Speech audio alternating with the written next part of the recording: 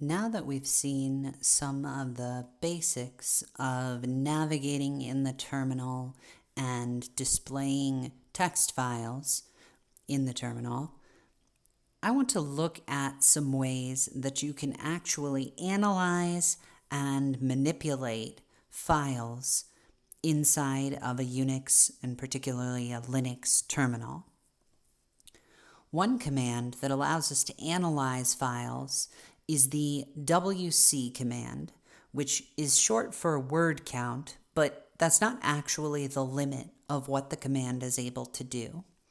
So if we do wc on, say, the Iliad.txt, it will print the number of lines, the number of words, and the number of bytes inside of that file.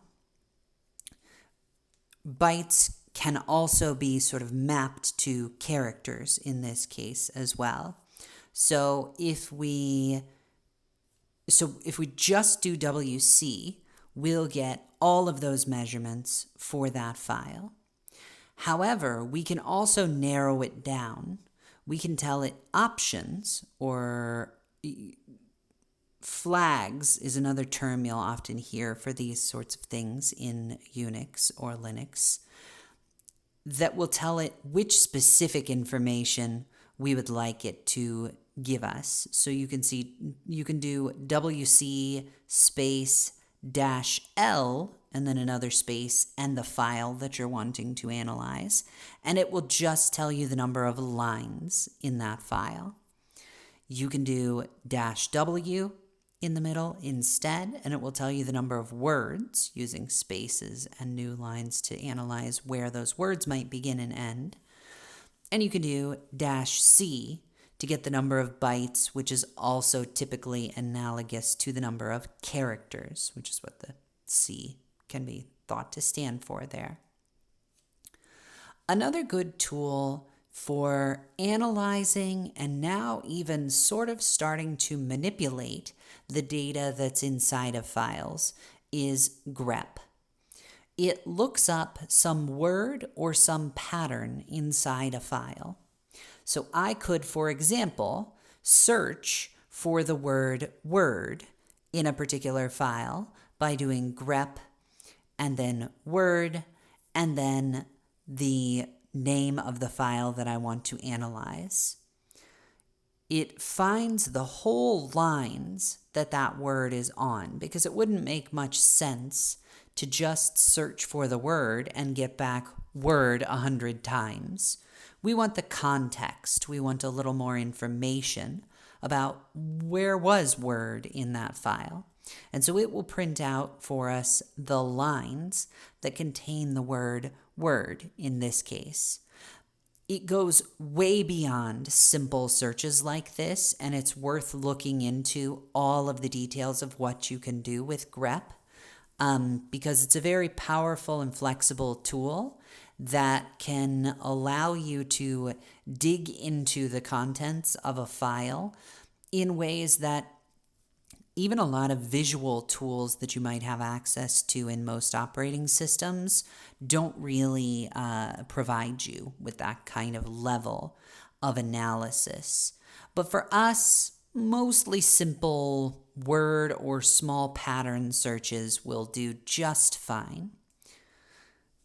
We can provide it options, just like we did with wc. For instance, v will search for the inverse. It gets all of the lines that don't contain the string pattern that we're searching for. So, for instance, here we can say grep-v Apollo in Iliad.txt, and that will find us all of the lines that don't contain Apollo in them. There is a pair of command line tools that can be very useful in getting part of the information from a file, such as the start or the end of that file. These are head and tail. The basic usage would be to say head and then a file's name, or tail and then a file's name. Head will give you the first 10 lines from the file by default, and tail will give you the last 10 lines from the file. These can be useful for really quickly checking and making sure that any of the correct output made it into a file. If you were running a program that was supposed to output to a file, for instance, or just confirming what the file format might be without having to flood your screen with all of the contents of the file. You can also specify more or fewer lines than the default 10 to both head and tail. So here we have two examples: a call to head that only gets the first 2 lines from tests.txt, and a call to tail that gets the last 15 lines from test.txt. So we can change how many lines get taken from the file by using the dash and then a number there. And we can change whether they come from the start or the end of the file by using head to get the start and tail to get the end parts of the file. Something very, very important to know how to use in the terminal is redirection of output or input from one program to another, from one command to another, or from a command to a file. So here we're using the greater than symbol to redirect the output from the command ls into a file called lsfile. It has no file extension. It's not like .txt or anything, so this can often be confusing to people. But files don't actually need extensions. They're just helpful little labels. So you can think of this symbol as being arranged so that it opens up toward where the input is coming from, and narrows down and points to where the output is going to go.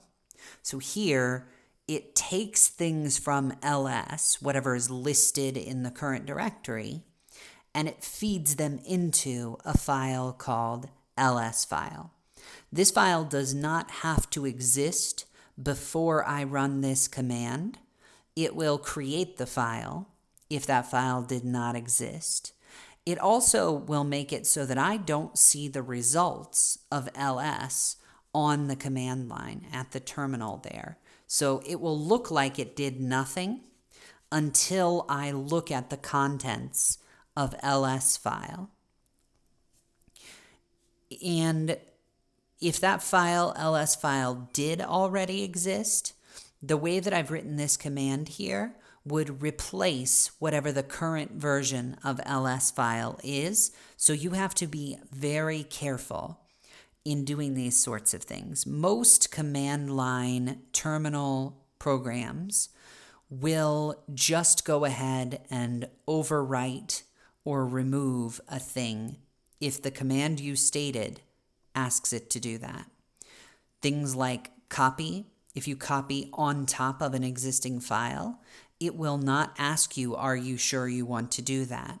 Here, for instance, I will feed into a new file named lsfile, whether a file with that name already existed or not. And so I may lose lots of information that I wanted in that ls file if I'm not very careful. If you want to be a little more careful, 2 greater than symbols will append to the file rather than creating and or overwriting it. So there are ways that you can add on to a file, not just replace it. So here we have the opposite symbol. We can feed in the opposite direction. We can use a command and then tell it feed in data from something else. This something else can be a file, as it is in this example, but it also could be a command itself. I could do a grep of iliad.text, and the results of that grep call would get fed into the word count tool, the word count command here. So either side of this can be a command. The open toward side, the input side of it, could be a file or a command that has some output coming from it. Another way that we can redirect things is the pipe symbol. It's a straight up and down line. It typically lives somewhere a little above your enter or return key, also known as pressing shift and then this slash, the / there. So we typically will just call it a pipe. It pipes output from one thing to another. So that allows us to sort of chain multiple commands together, connect multiple commands so that one happens, it feeds its output to the next thing. I could then do another pipe and feed that output to another thing and another thing and another thing. All of the things in this, all of the statements must, however, be commands. If I want my output to go to a file, then I'm going to need to use the greater than symbols or less than symbols like I did in the previous examples. So here, this would get the first 5 lines of iliad.text and then feed them to the word count command. So we know that the line count, for example, will be 5 in that case, or less than 5 if there were less than 5 lines in the Iliad. There aren't. So here are some more pipe examples, and you'll notice these are going 3 different commands. We get the first 10 lines from the Iliad, then we do tail-5, so we're actually getting the second group of 5 lines from the Iliad. So head gives us the first 10, and then from that first 10, we're going to take the last 5, meaning essentially we'll skip the first 5 lines and then get the 5 following lines. And we feed that to word count here. And then just down below that, we're doing the same narrowing down, getting the first 10 lines, keeping only the second 5 lines or the last 5 lines from that. And then we feed them to cat. Cat will display things. You may recall we've seen it before when we were looking at files. It will list out all of the data in the file. Not in a super friendly way like more or less will. It will just flow all of the contents by us on the screen. In this case, we know that it's only going to be 5 lines, so we're probably just fine to do that.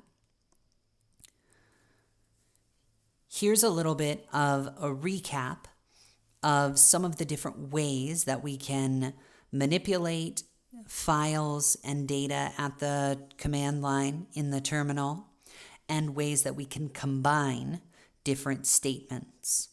So grep is a tool for searching, looking for patterns. We'll mostly stick to simple patterns, like single words that we're going to look for or single sequences, but there are much more in-depth things that you can do with grep that are worth learning at some point in the near future. Here we see a second grep command that looks for the inverse, meaning it looks for only the lines that do not have our pattern on them. And remember that we can use pipes to connect together multiple commands, and we can use redirects to redirect into a file, for example. We can also use redirects in other directions, but most commonly, you're going to be redirecting in this direction toward a file, putting things into a file. If you want to otherwise connect things together, pipes are probably the simplest way to do that. I want to make a little bit of a note that pipes do sometimes make your commands look a little confusing, because you'll notice that the word count command has no file, no argument after it. If it's not told where to look, it's going to wait for the pipe to feed it its information. If you try giving a file name after this, you may confuse the command that you're calling because it's going to look in that file and then it's going to be fed data through the pipe, and it may not be able to handle both of those as input sources. So it's usually best to leave any but the first command statements in a sequence of pipes without its data source listed there. And this can be a little weird to look at because to read this, it looks like we're telling it to do the word count of nothing. But the system knows that if there's nothing there, to wait until the pipe gives it some data from that other command being executed. So with these different tools and with the ability to redirect or to pipe things to each other, you can actually do very complex things with data at the command line, possibly in shorter sequences than what you would be able to do in Python code. And so you'll get some chances to play around with those different combinations of terminal tools as we move forward.